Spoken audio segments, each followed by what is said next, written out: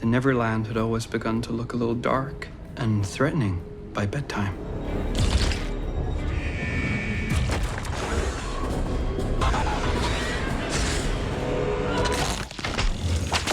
Black shadows moved about in them. The roar of the beasts of prey was quite different now.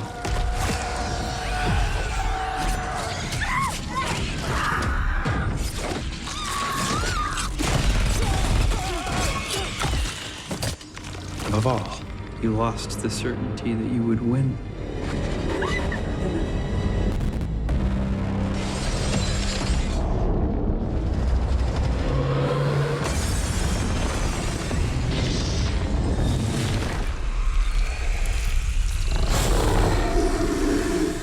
Hey guys, what's happening? Niyat here with Film Comics Explain, and today we're breaking down episodes 1 and 2 of Alien Earth. I did a massive 5-hour stream explaining my thoughts on the show with a panel last weekend, links in the description. But for the purposes of this video, we're going to mostly be breaking down the story, characters, and the themes and allegory of the show, followed by a short review at the end. Alien Earth dropped with a 2-episode premiere last week that trades cosmic horror with boardroom brinkmanship, dragging the franchise out of deep space and straight into the corporate arena. Noah Hawley frames it as a duel between the entrenched titan, Weyland-Yutani, and the industry disruptor, Prodigy, with ordinary people caught in the middle. The premise revolves around a Weyland-Yutani vessel hitting Earth carrying aliens, and the two megacorps sprinting to patent the apocalypse. Don't get me started on this breaking canon, as I've discussed this ad nauseum, and Ridley Scott already broke canon with Prometheus and Alien Covenant. The focus, however, is on Prodigy and its Wunderking, CEO, Boy Cavalier, who's creating Lost Boys, dying kids uploaded into synthetic bodies and rehired as immortal interns. It's capitalism's final form. Extraction meets afterlife, where CEOs sell salvation by subscription and monsters become a line item. Were you sick too? Before? Dying even. But then the boy genius came along. Will I be able to walk again? You'll be able to walk, run, jump, dance.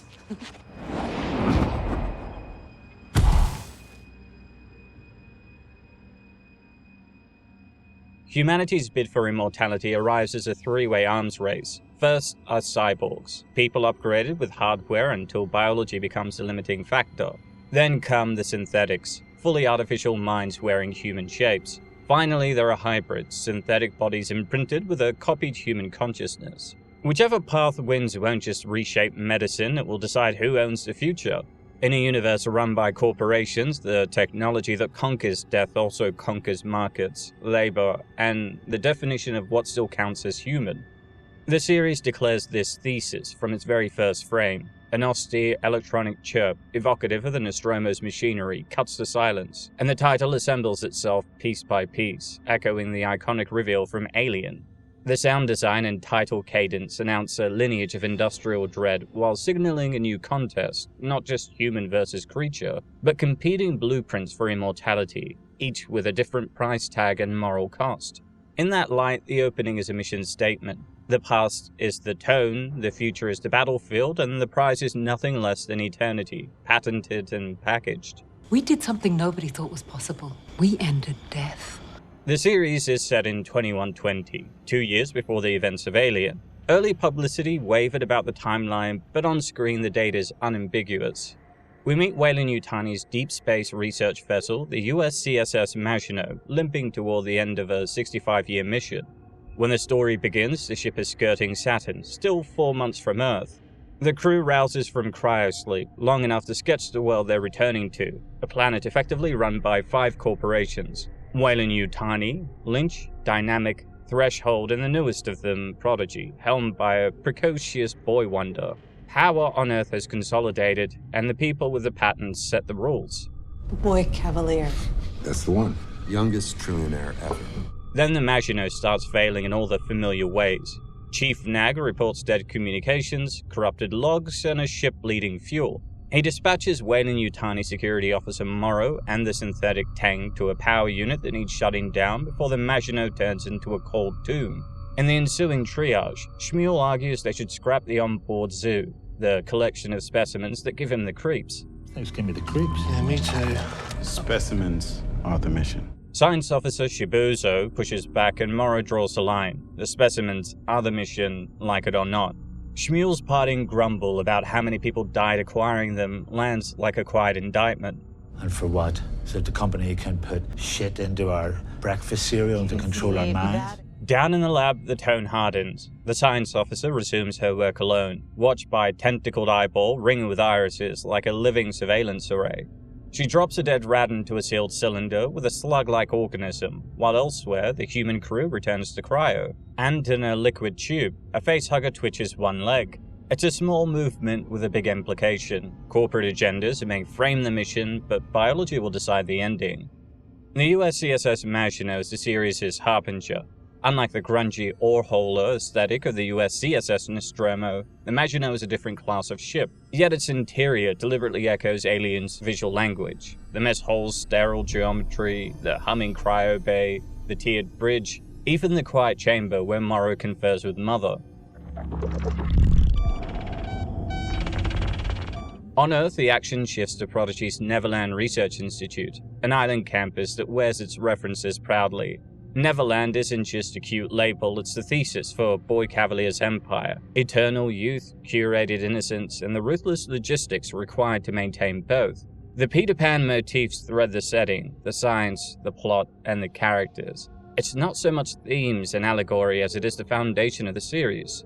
Within Neverland's controlled biomes, Marcy, a bold young girl with a terminal illness, studies a scorpion while the synth Kirsch explains the calculus of predator and prey. What if, while I'm squashing it, another scorpion stings me to protect its friend? Their lesson is cut short by Dame Sylvia, who arrives with clinical calm to say it's time. Marcy is anxious. Kirsch promises to be there when she wakes up, and in a small human moment, she tells him not to kill the scorpion. Think of how the scorpion must feel, trapped under glass, menaced by giants. Are you gonna kill it? Do you want me to? No. As they move down the corridor towards surgery, they pass a worker spraying a charred section of wall, an understated hint that Paradise requires constant damage control and that working by the hour has its perks. In the operating room, Arthur Sylvia, Dame's husband, greets Marcy and unveils a synthetic body on the adjacent bed. She approaches, taking it in with a child's candor. She's pretty. Boy Cavalier enters with the patter of a showman and the ambition of a launch director, likening Marcy's leap to Armstrong's, the first footprint on a new frontier, transferring a human consciousness into a synthetic form. When she asks if it will hurt and whether she'll dream, the series nods to Newton aliens. Cavalier then snaps his fingers and the ceiling blooms with clips from Disney's Peter Pan, turning the theater into a branded rite of passage. Crucially, the new body is named Wendy, and the choice comes from Marcy, not Cavalier. It's an inversion. The myth is his obsession, but the identity is hers. Between the Magino's industrial déjà vu and Neverland's curated wonder, the show sketches its twin poles, cold machinery and warm fantasy, then sets a chart at the frontier where both become real. Dame Sylvia guides Marcy toward the operating table with the practiced calm of someone who's done this many times before, and I suspect that she actually has, as I think Boy Cavalier is the first hybrid, not Wendy, but that's just a theory that only time will reveal to be true or not. Marcy hesitates as she wants her brother there. Sylvia promises she'll see him when she wakes up, but the truth is plain. The procedure is classified, no one outside can know, and he will never see her again. In the control room, systems hum to life. Light ripples beneath Marcy's bed and into the waiting shell, a visual of consciousness in transit. The synthetic then opens her eyes and Wendy's awake.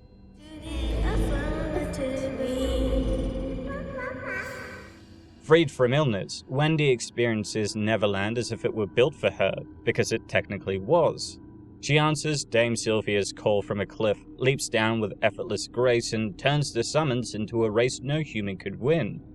Later, in a check-in with Sylvia and Kirsch, she tries to articulate what has changed. Her emotions feel quiet, her body unfamiliar. These are weird. Your breasts. They move around when I run.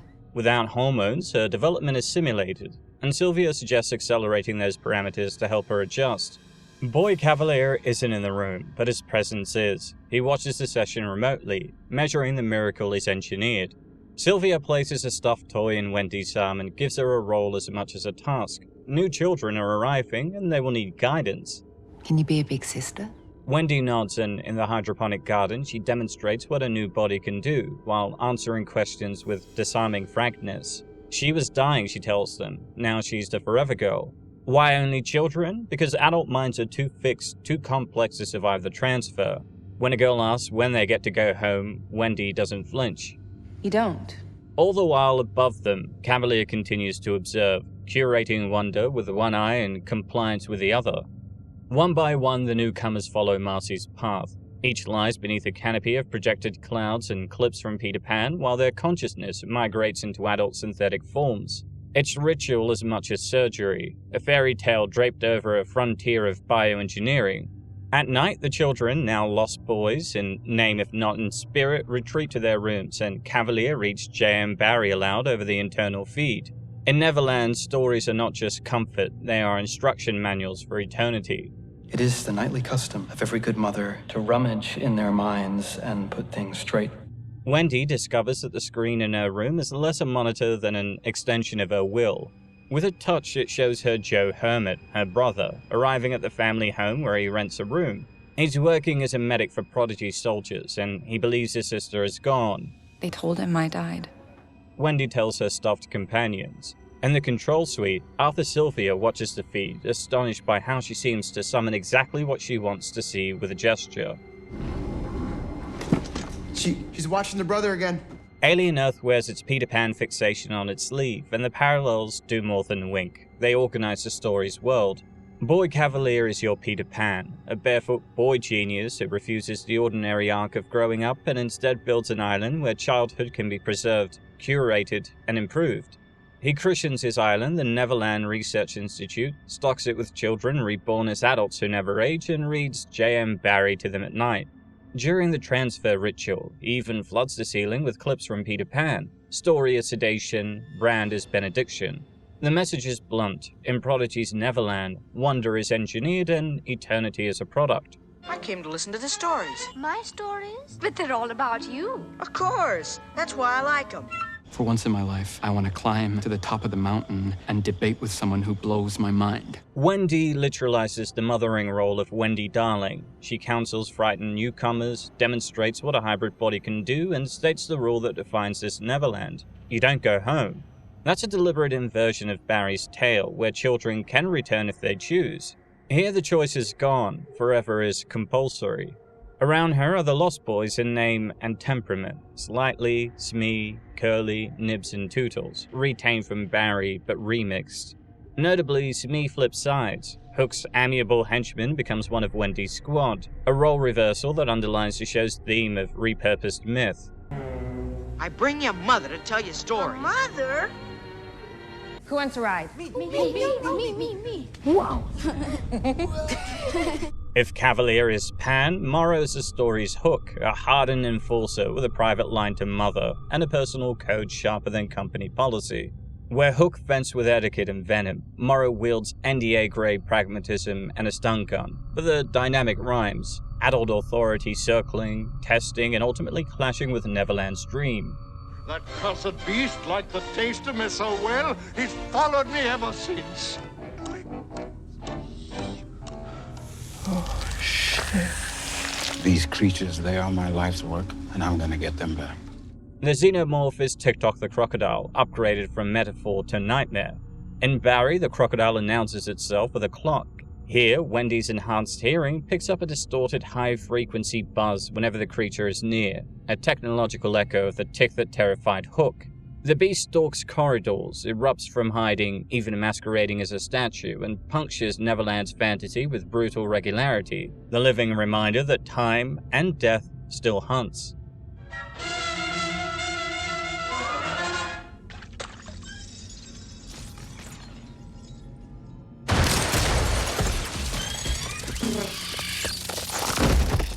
Add a couple of clean fits to show all but spells out. Dame Sylvia maps onto Tinkerbell. She's the indispensable spark behind the magic, the scientist who literally tinkers with life, jealous of anything that might derail the project, fiercely protective of Wendy, and the one sprinkling pixie dust in the form of simulated adolescence and ritualized wonder.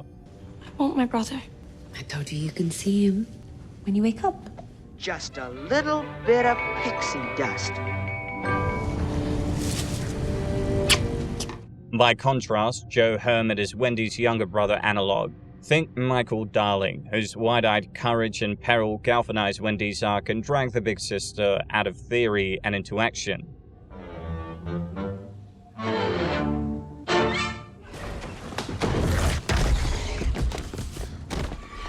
And Kurt, she's a composite that bridges two Barry figures. On one hand, he's Nana, the watchful guardian who keeps the children from getting themselves killed. On the other, he carries John Darling's sober, rule-bound energy, the practical older brother logic that clashes with Pan's whimsy. Kirsch escorts, supervises, sets boundaries, and reminds everyone that actions have consequences, even in Neverland. Ah, Blackfoot tribe belongs to the Algonquin group. It's a research vessel, deep space model. They must have been collecting specimens. Layer by layer, the series reframes Barry's fable as biotech cautionary tale, Pan as venture capitalist, Tinkerbell as chief engineer, Neverland as research park, Hook as corporate counterforce, Michael as the hard at risk, and the crocodile as biohazard that keeps perfect time. One evening, the family Joe boards with puts on Ice Age 4 Continental Drift. So yes, Ice Age is part of the alien continuity now.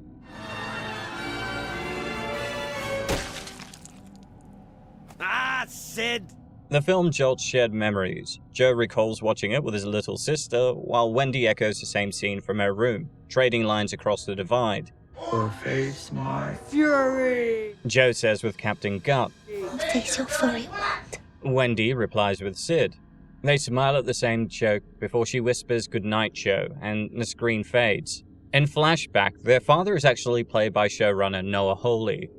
Meanwhile, the Magino limps toward Earth and everything begins to fail in the worst possible order. The ship's name nods to the Maginot Line, a vast chain of French fortifications from the 1930s named after War Minister André Maginot. Designed to stop a German invasion along the borders of Italy, Switzerland, Germany, Luxembourg, and Belgium, it was outflanked in 1940, when the Wehrmacht simply swept through the Low Countries. In short, an expensive bulwark that failed at the moment of truth. The title foreshadows this vessel's fate. Grand defenses fatally bypassed. Collision imminent, the system warns, while containment breaks and a Xenomorph slips free. The sequence plays like a stark accelerated echo of the original Alien. Ordinary tasks snap into crisis, and the crew dies in the dark. Impact in T-minus 10 seconds. Morrow rides out the disaster inside his command module with high-level access to Mother, the corporate AI, and is primarily linked to Weyland-Yutani Command, like Ash in Alien. Completing a status report, he reaches the prompt for crew status when Savari hammers on his hatch, pleading to be let in. Morrow moves to the door, and then his right hand unfolds into a soldering iron. He reinforces the hatch instead of opening it, locking her out.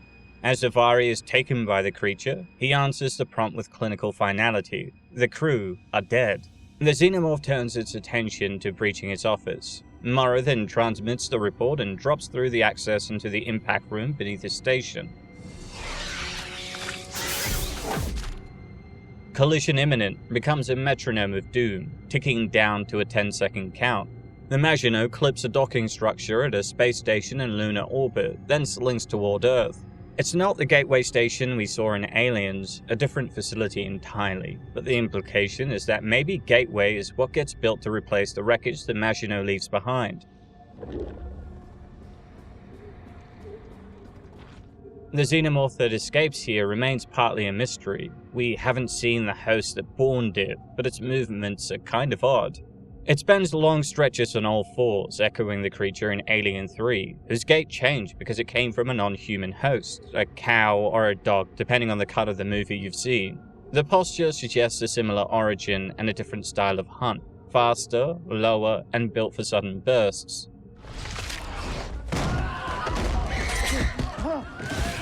On the roof of a base in the Prodigy-owned city New Siam, essentially Bangkok, Hermit Joe works out alongside soldiers. His friends Siberian and Rashidi needle him about what the robot said. I gotta serve out my contract. He answers, disappointed, and all their talking stops as they glance skyward. The Magino is screaming in low, clipping a roof above them before hurtling into the city. Prodigy's army rolls out in tanks toward the crash site, and the search and rescue team stacks up the entire wreck. Their weapons are a deliberate visual rhyme with aliens. Rifles that aren't quite M41A pulse rifles, but share the same boxy silhouette and those distinctive ammo counters, seemingly minus the underslug grenade launcher. There's even a glimpse of something that looks very much like the M56 smart gun. Again, not identical, but close enough to ping the memory.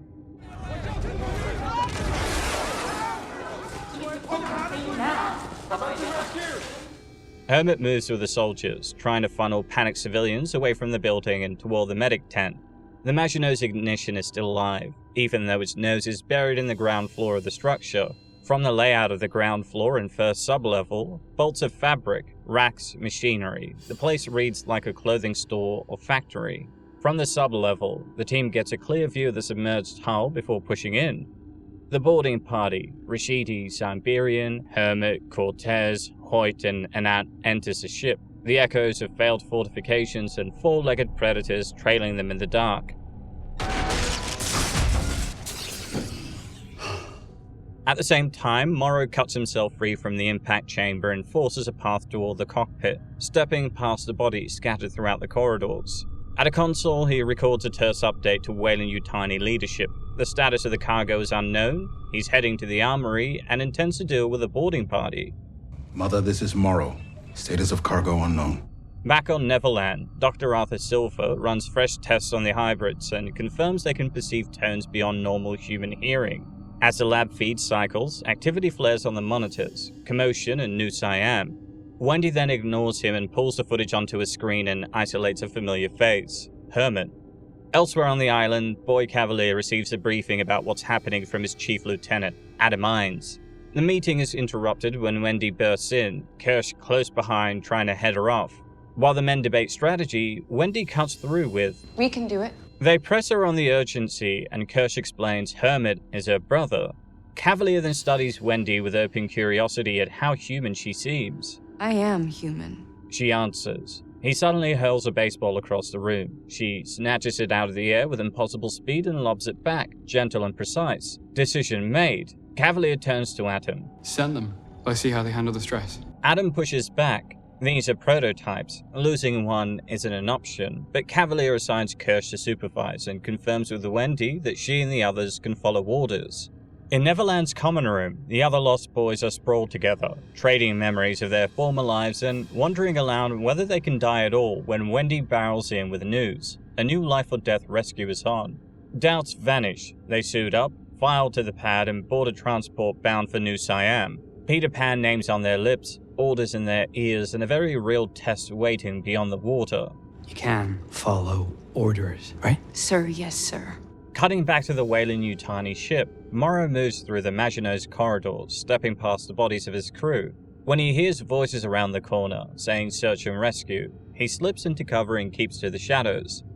Hoyt and Niyat push into the lab next to him. Behind frosted glass, they spot containers that still hold living specimens. Others are cracked open and empty. The room echoes aliens, dead facehuggers suspended in jars, a museum of bad decisions. As they examine human remains, they note one of the bodies is filled with bullets, someone trying to solve a biology problem with a firing squad. Neither sees the slug-like organism that drops from the ceiling onto Hoyt's shoulder and slides beneath his shirt. Let me call a med team. Don't make me say it again. They step back into the corridor and run straight into Morrow, weapon raised. He orders them to disarm, marches them back into the lab, and binds them to a pipe. 2 liabilities contained while he works out the odds. Brother, come on. You can't leave us like this. I'm not your brother.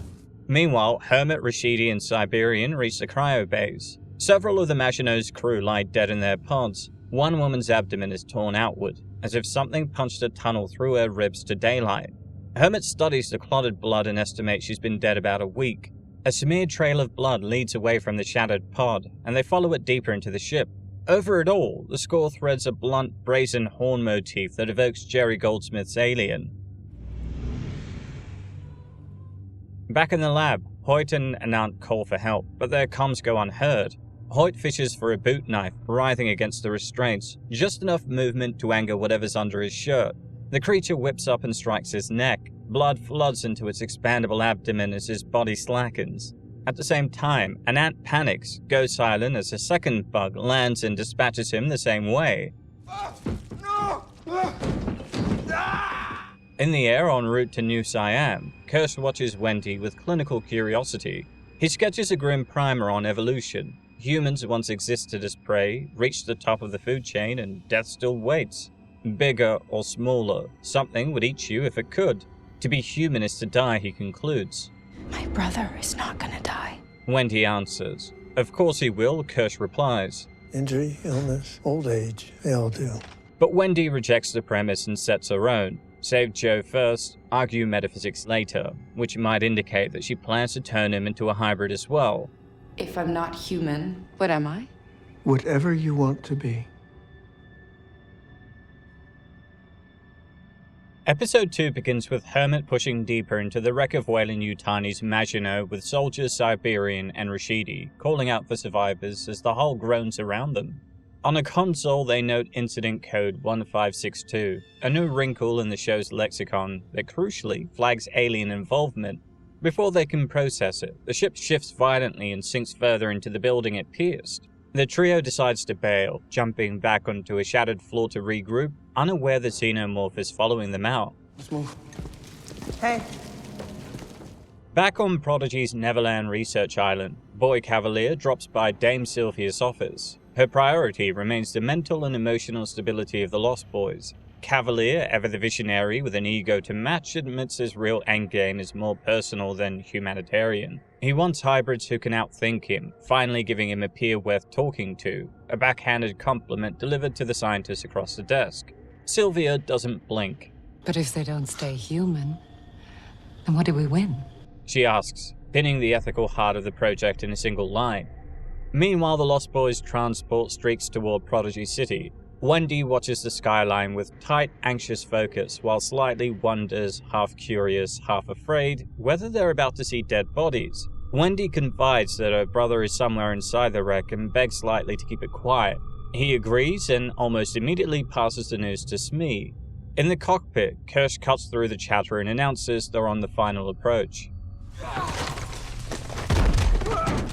Hermit, Siberian, and Rashidi pick their way through the shattered stairwells of the ruined building, leaping through the broken landings where the floors no longer meet. One gap is a monster. Rashidi clears it with ease, Siberian barely scrapes across, and for Hermit, no soldier, just a medic, the distance might as well be a canyon. Before he can work up the nerve, a filament of slime drops onto his shoulder from a black hole above. He looks up, hears the hiss, and brings his weapon to bear just as a mouthful of teeth slides into view.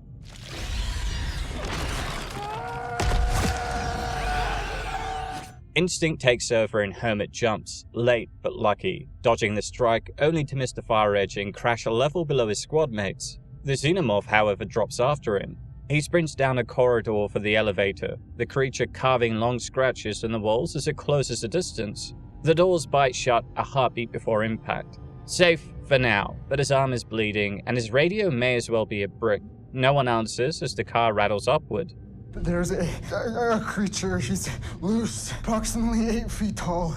One day earlier, the path that landed him here looked almost ordinary. After his father's death last year, Hermit promised he'd finish medical school and become a doctor. He went to a Prodigy Army center to resign his post. A simple request, he thought, only to find a robot behind glass and no human clerk in sight.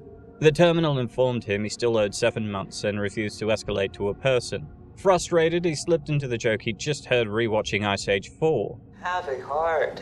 Or face my fury. The machine shoots back, perfectly timed. Face your furry what? We realize that on Neverland, Wendy had quietly taken control through the video link, watching the whole exchange. Impressed and alarmed in equal measure, Boy Cavalier, Dame Sylvia, and their top-secret team saw her manipulate an external system as easily as a touchscreen.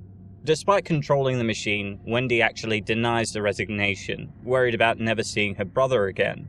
A promise deferred, a contract enforced, and now in a rising elevator with blood on his sleeve, Hermit pays the price of both. He's not like us slightly. He's not premium. He can bleed, and I made him stay. The Lost Boys touch down at the crash site to a wall of noise only Wendy can hear. Her enhanced hearing picks up a high insectile buzzing beyond human range, throwing her momentarily off balance. The squad is then ushered into an army tent for a debrief, but Wendy is already working the room's computer, skipping the briefing to pull security feeds. Within seconds, she locates her brother Hermit, riding an elevator on the 65th floor. She bolts and Kirsch orders slightly to shadow her while he keeps the rest of the team focused.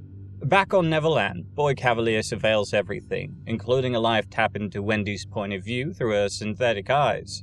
His lieutenant patches in Yutani. You have something that belongs to me. The head of Wayland Yutani informs him, requesting permission to send a team to recover proprietary assets from the Magino, but Cavalier declines and suggests that she have her lawyers begin negotiating a treaty.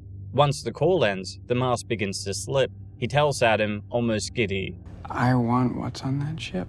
Kirsch leads Smee, Curly, Nibs, and Toodles aboard the Magino. They move like adults but think like the children they were, fear skittering just under the surface. In a corridor, they find a plant-like pod hanging from the ceiling, slick with dripping slime, swollen as if about to open.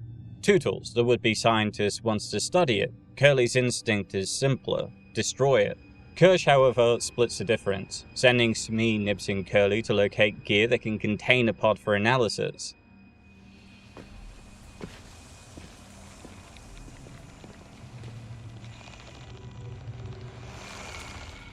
The trio pushes into the ship's lab and immediately stumbles upon the bodies of Hoyt and Anant. A blood-filled bug, the same that killed them, scuttles away, and for all their synthetic strength and speed, they react like terrified kids.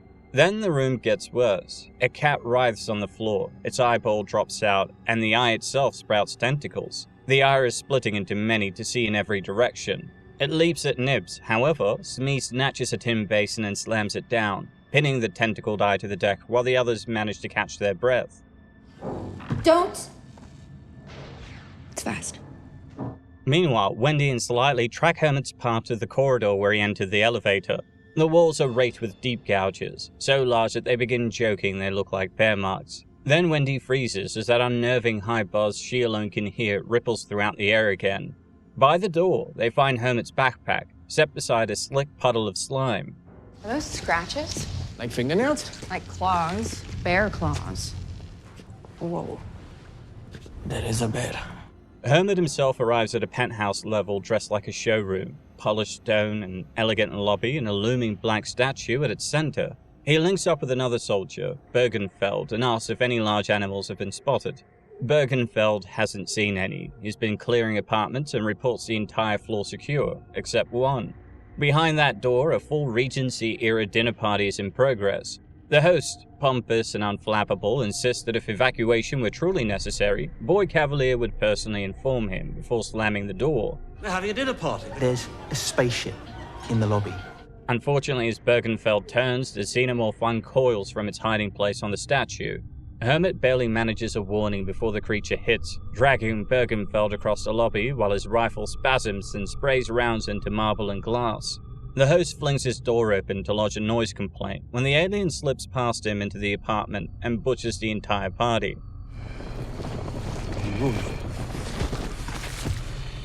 Hermit snatches Bergenfeld's weapon and follows. In the open-air living room, the Xenomorph drops from an elevated loft.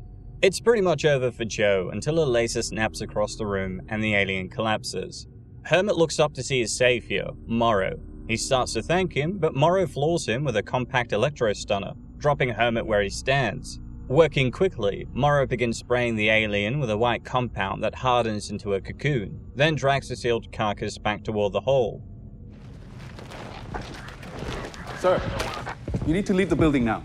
He's nearly muscled the bag into the elevator when Cortez, Brahma, and his squad arrive and level their guns. What's in the bag? They demand. Supplies. Morrow says, right as the bundle twitches. As they move to cuff him, the Xenomorph rips free of the cocoon and tears through the soldiers behind Morrow, then pivots toward the sound of another trooper down the corridor. Morrow turns back to the lobby and takes in the aftermath. Smoke, blood, and silence shattered only by the thing hunting again. Kirsch answers a call to the ship's lab, where the Lost Boys have managed to trap the tentacled eye, and in the scramble, left Tootles on a solo duty to watch the hanging pod. He jacks into the Magino's computer to pull whatever data he can about the specimens brought back from deep space. While he works, the pod shivers and splits, a tendril unfurls and tracks Tootles' movements with unnerving intent. When he's summoned to join the others, Tootles retreats without turning his back on her. On the terminal, Kirsch locates a compartment marked by a circle of eggs and dispatches Meade to rendezvous with Wendy there, with strict orders: hold the position and let no one in or out until a hazmat arrives. Okay. Picking up with Hermit, he wanders into a room stacked with collectibles. A signed baseball catches his eye, one of Reggie Jackson's Game 6 balls from the 1977 World Series. As he lifts it, a nearby screen autoplays footage of Jackson's 3 home runs, the moment that earned him the nickname Mr. October, as the game took place on October 18, 1977. The clip sparks an old memory, his father showing it to him when he was a kid, the seed of his lifelong love of baseball. "What are the odds?" he says to the empty room. The screen fades and a face is suddenly behind him. Wendy. Who are you talking to? She asks. My dad. Hermit says, tossing her the ball as he shares the lesson his father drilled in. Sometimes the world hands you a moment to shine, and when you seize it, there's a name for that. Mr. October. He notices blood on Slightly and moves to inspect a cut that isn't there. Slightly then reveals the truth. They actually bleed white now, and Hermit puts it together and calls them synthetics.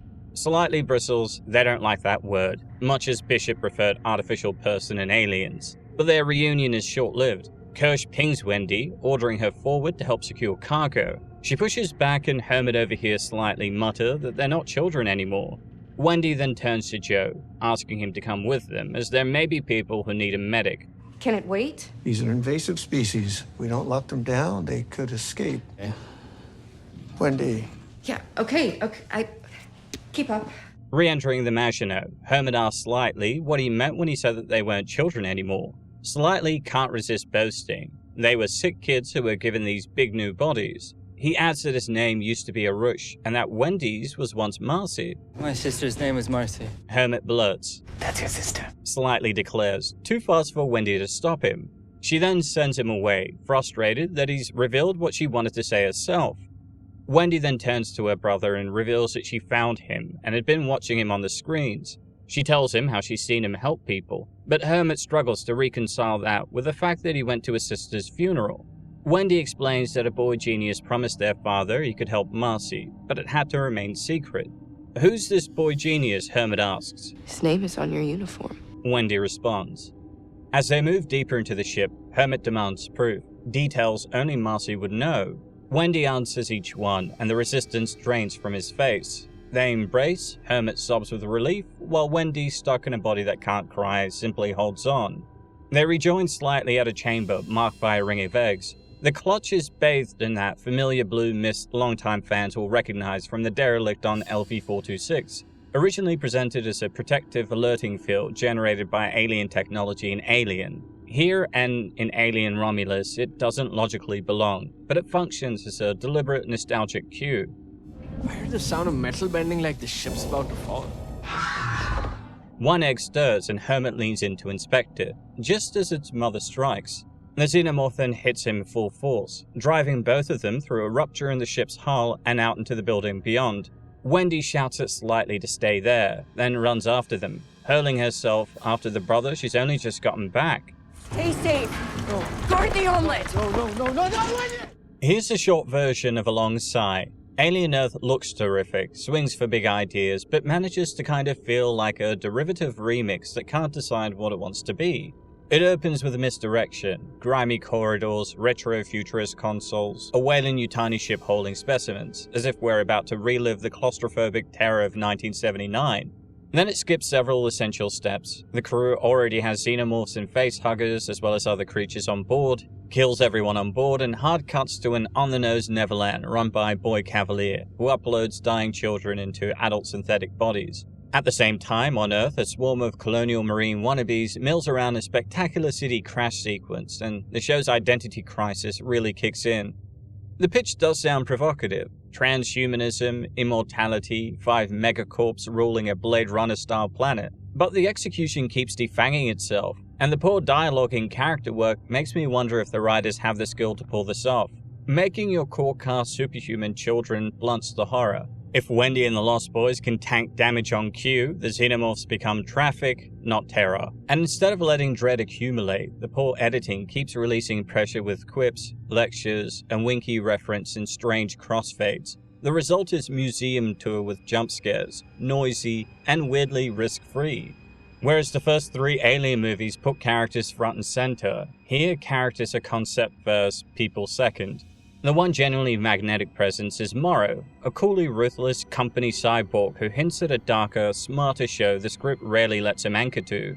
The production design is stellar. Tactile steel, institutional lighting, spaces you can smell, but it keeps outclassing the story and writing.